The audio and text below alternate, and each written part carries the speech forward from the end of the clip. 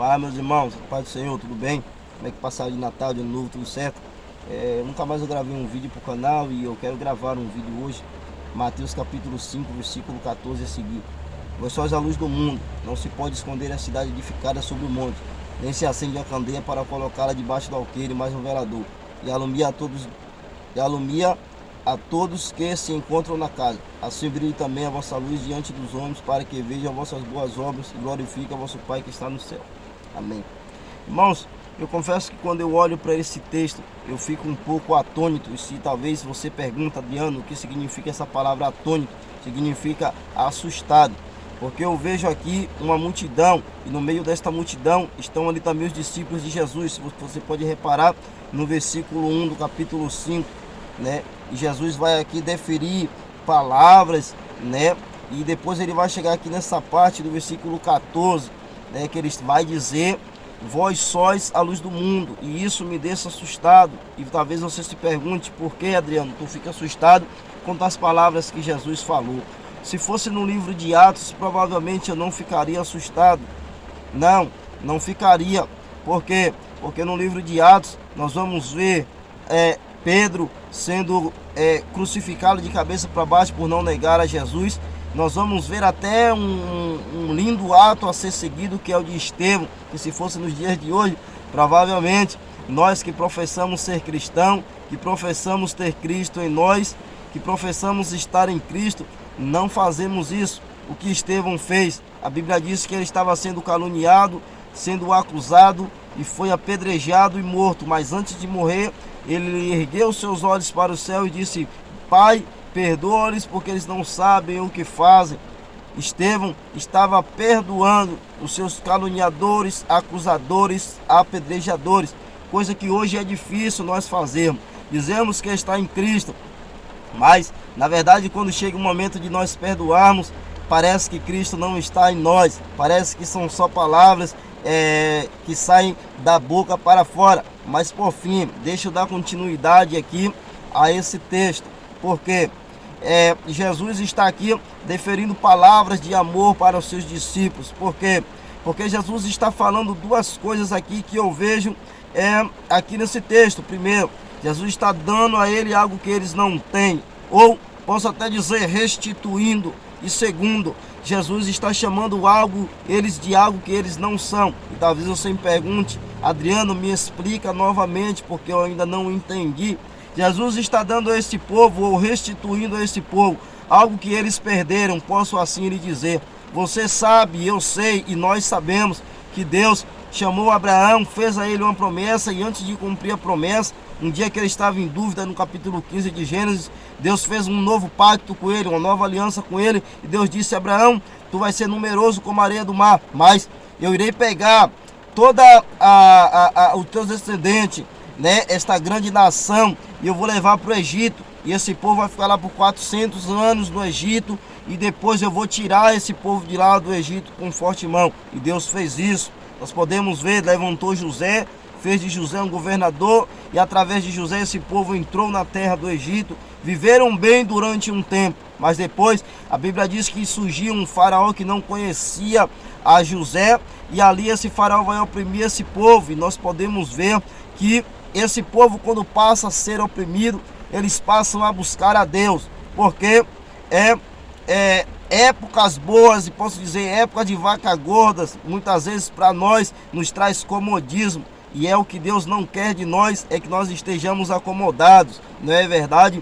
E esse povo se acomoda, mas quando eles veem a opressão, eles passam a buscar a Deus, e é algo que Deus gosta, né? E Deus diz: eu amo os que me amam, e os que me buscarem de madrugada me encontrarão. E é claro, nós podemos buscar a Deus também de dia, de noite, de tarde, a todo instante. Paulo disse em 1 Tessalonicenses capítulo 5, versículo 17: orai sem cessar. E nós sabemos que quando estamos orando, nós estamos buscando a Deus.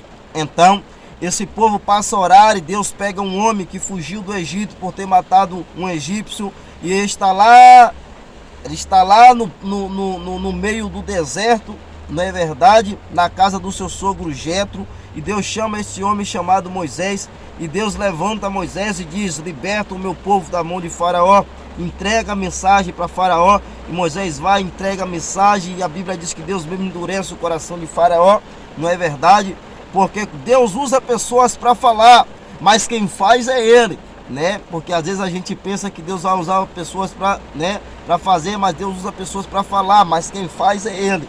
Então, nós vemos que o coração de Faraó se endurece e Deus resolve operar, agir na vida daquele povo, e como uns fortes, depois das 10 pragas, tiram eles de lá, e o convite de Deus é: me adora no deserto, porque a mensagem que Deus levanta a Moisés para falar é: Deus mandou que tu libertasse o povo dele para ir adorar a ele no deserto. Então, esta é a mensagem, e esse povo sai do Egito.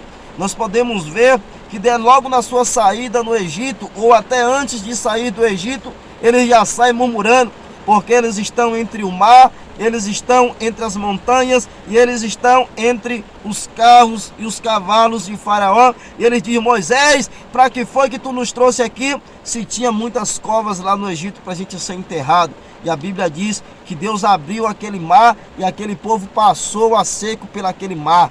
É as obras gloriosas de Deus no meio do seu povo. E nós podemos ver que do outro lado eles reclamam de novo, porque eles sentem sede e as águas são amargas, e Deus manda que Moisés lançasse uma vara naquela água, e aquela água se torna doce, aquele povo bebe a água. Esse povo aqui, eles têm uma identidade, eles são conhecidos como o povo de Deus. O Egito inteiro os conhecia como o povo de Deus, e nós podemos ver que durante 40 anos de caminhada, toda a região circunvizinha ali conhecia este povo como o povo de Deus, e alguns os temiam. Nós podemos ver que no capítulo 17 de Êxodo, esse povo, depois de passar o mar, eles vão encontrar uma peleja, e Deus os dá vitória nesta peleja. E no capítulo 19, nós vamos ver Deus falando a este povo, e este povo dizendo: tudo que o Senhor falar, assim nós faremos. Mas nós sabemos que não foi bem assim, nós sabemos que não foi bem desse jeito, porque eles reclamaram, porque eles foram rebeldes, porque eles até idolatraram, fizeram bezerro de ouro, idolatraram, isso mesmo, idolatraram.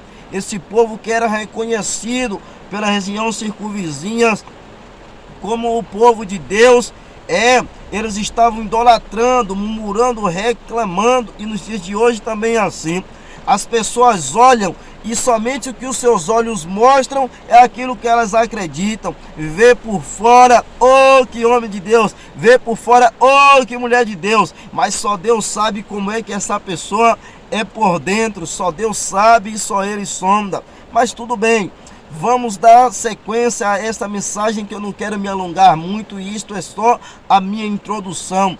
Adriano, me explica esse negócio direito, que eles tiveram restituída algo que eles perderam, sim, a sua identidade. Nós vamos ver que eles entram na terra, e nós vamos ver que quando eles entram na terra, passa-se um tempo, eles perdem a sua identidade, e nós vamos ler o livro de Juízes, recebem a sua consequência, passam a ser escravos dentro da terra, e Deus levanta libertadores, e eles caem, e Deus levanta libertadores, e eles caem, Deus levanta libertadores, e eles caem, e Deus está sempre levantando esse povo. E esse povo aqui, nós vamos ver que eles também estão sempre se desviando dos caminhos de Deus. Deus levanta reis, levanta Saul, depois levanta Davi, levanta Salomão, levanta Roboão, e a partir até ali a terra era unificada, mas a partir de Roboão a terra ela vai ser dividida. Reino do norte, Jeroboão, reino do sul, Roboão, e nós vamos ver que esse povo aqui, eles passam a adorar em diferentes lugares. O povo de Roboão começa a adorar no Monte Gerizim, o povo de Roboão passa a adorar no templo que foi feito pelo seu pai Salomão. E nós vamos ver que este povo que passaram a ter postes ídolos, nós podemos ver no livro de 1 Reis, né? Elias vencendo os profetas de Baal ali no Monte Carmelo, né? Esses povos subiam os pés do monte, ao cume do monte, não para adorar a Deus, mas para adorar as suas estátuas, né, aos seus deuses, né, com D minúsculo, né, porque não é Deus. E esse povo pagaram um preço, né, por ter perdido a sua identidade. Nós podemos ver que no ano 722 o Reino do Norte vai ser invadido pela Síria e muita gente vai ser levado cativo, né? E eles colocam outras nações ali no Reino do Norte, e mais para frente, o Reino do Sul também vai ser invadido, né? Vai ser levado cativo para Babilônia em 3 fases por Nabucodonosor, né? Vão viver fora da sua terra. E depois nós vamos ver que Deus traz de novo o seu povo para a sua terra depois de 70 anos, o Reino do Sul, né? Restaura, Deus dá graça para eles construírem um novo templo, né? E depois passa-se um tempo, a Bíblia mostra 400 anos sem Deus falar com o povo.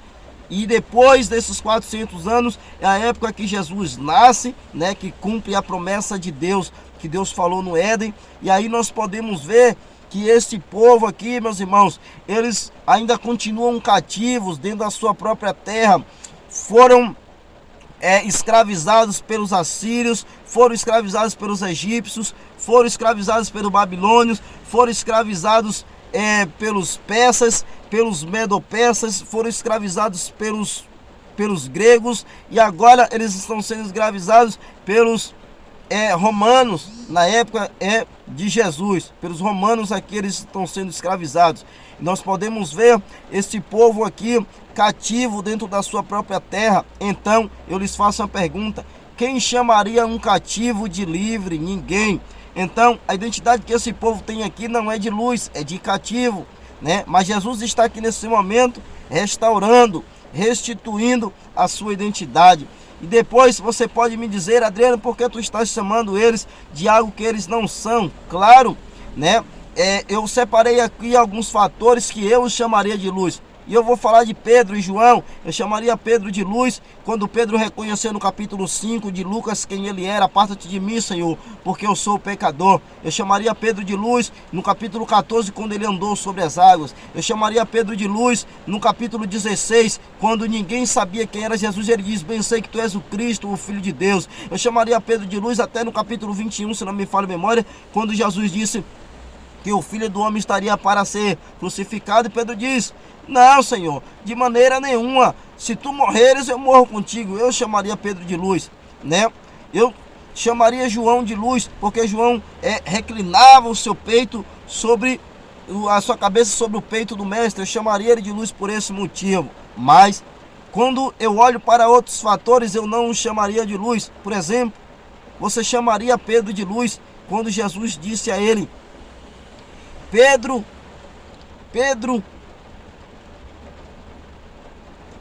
o diabo queria se ir andar contigo, Pedro, mas eu não deixei. Você chamaria Pedro de luz quando Jesus foi preso e uma mulher falou: esse é Galileu, ele estava com Jesus, e Pedro disse: eu mesmo não, negou por 3 vezes. Quem chamaria Pedro de luz? Quem chamaria João de luz quando João, no capítulo 9 de Lucas, disse a Jesus, porque os samaritanos não queriam receber Jesus e nem a eles, e ele disse: Senhor, se tu quiser, a gente ora para cair fogo e saraiva do céu e matar todos esses samaritanos. Então, quem chamaria-os de luz? Nem eu, nem você os chamariam de luz, mas sim de escravos. E quando eu falo de escravidão, eu falo de cativeiro. E quando eu falo de cativeiro, pelo menos 3 tipos de cativeiro esse povo estava vivendo nessa época. Primeiro, cativeiro político, econômico, porque eles estavam sendo comandados dentro do seu próprio país, dentro do seu próprio estado político, por outra nação, por um grande império que era o Império Romano.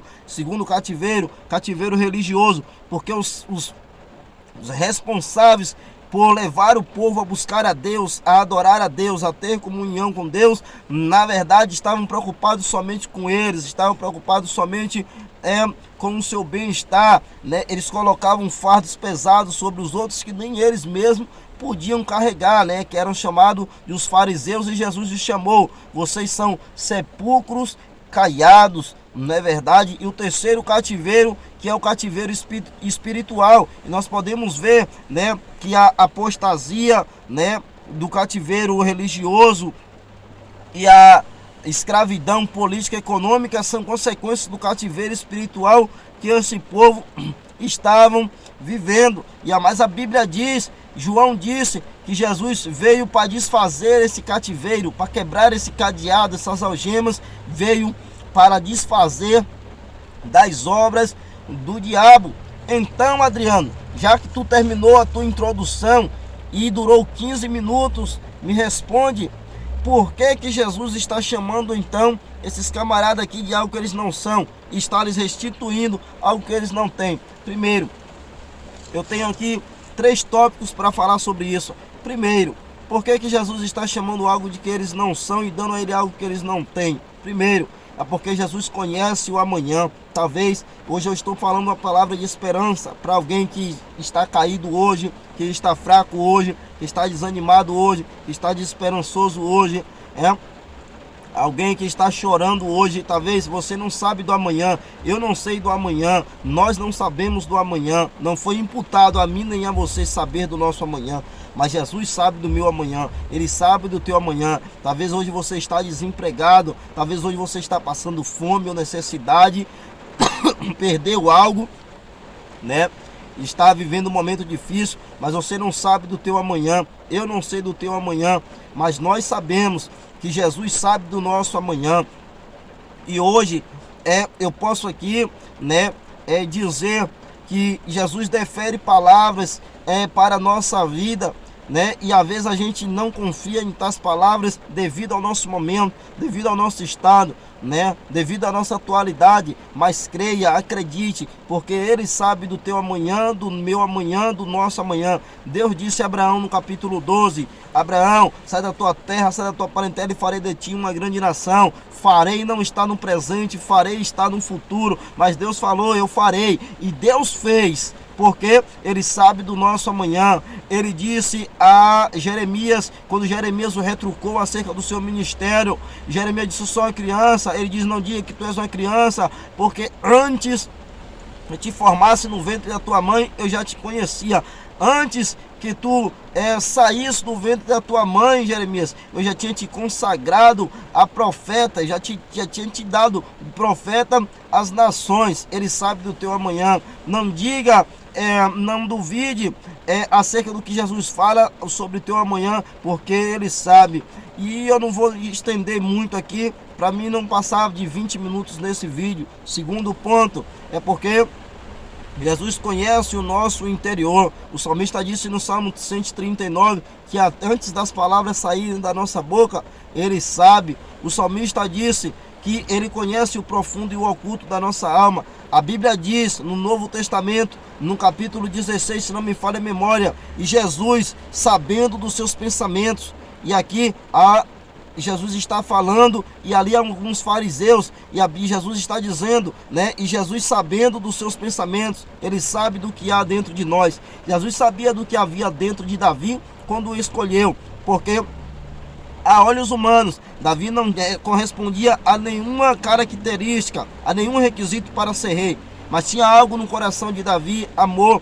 Ele fazia o que o seu pai mandava com amor, ele cuidava das ovelhas com amor. Havia amor no coração de Davi, porque nós podemos ver que depois que ele é ungido a rei, o pai dele manda ele ir até seus irmãos. Ora, seus irmãos que o desprezavam, que o humilhavam, que não gostavam de ter a sua presença por perto. E aqui alguns dizem que era por causa de alguns fatores, não é verdade, mas eu não quero aqui entrar nessa questão agora, mas o texto diz que Davi chega lá no capítulo 16, se não me falha a memória, 17 de 1 Samuel, e logo antes de Davi ir à peleja contra o gigante, antes de Davi qualquer coisa ter vitória, Davi perguntou aos seus irmãos, como é que vocês estão, E é difícil a gente fazer isso com pessoas que às vezes desprezou, às vezes humilhou, às vezes zombou, às vezes não acreditou, às vezes apedrejou, e é difícil. Mas Davi chega até seus irmãos e diz, como é que vocês estão?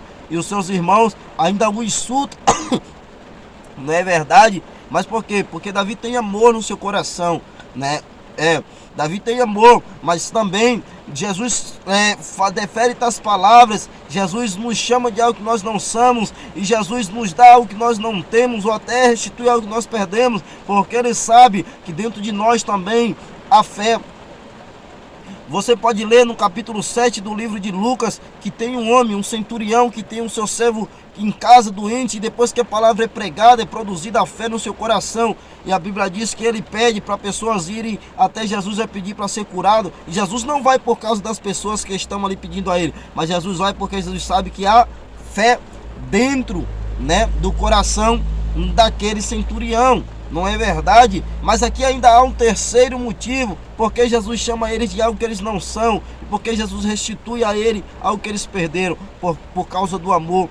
Capítulo 13, versículo 16 de João: porque Deus amou o mundo de tal maneira que deu seu Filho unigênito, para que todo aquele que nele crê não pereça, mas tenha a vida eterna.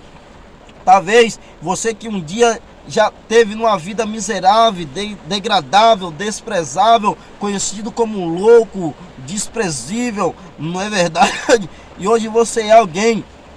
Você só é alguém porque Jesus te amou. João disse: eu amo porque ele me amou primeiro. E talvez também você esteja numa situação miserável. Saiba que Jesus te ama, e hoje ele te chama, além que você está longe, além que você está fora dos seus caminhos, ele ainda te chama como filho, como pai do filho pródigo. Ele ainda te reconhece como filho, está de braços abertos, te chamando de volta para te levantar de novo, para te fazer de você luz, e que a tua luz resplandeça, porque se Jesus não fizer de nós luz, não há como nós sermos luz. Se Jesus não colocar a sua luz dentro de nós, não há como termos luz, não há como resplandecermos, não há como sermos essa candeia, que na verdade é um vaso, e esse vaso ele precisa de ter óleo dentro de si, para que o fogo venha a ser aceso, para que esse fogo venha alumiar toda a casa, né, que é o candeeiro.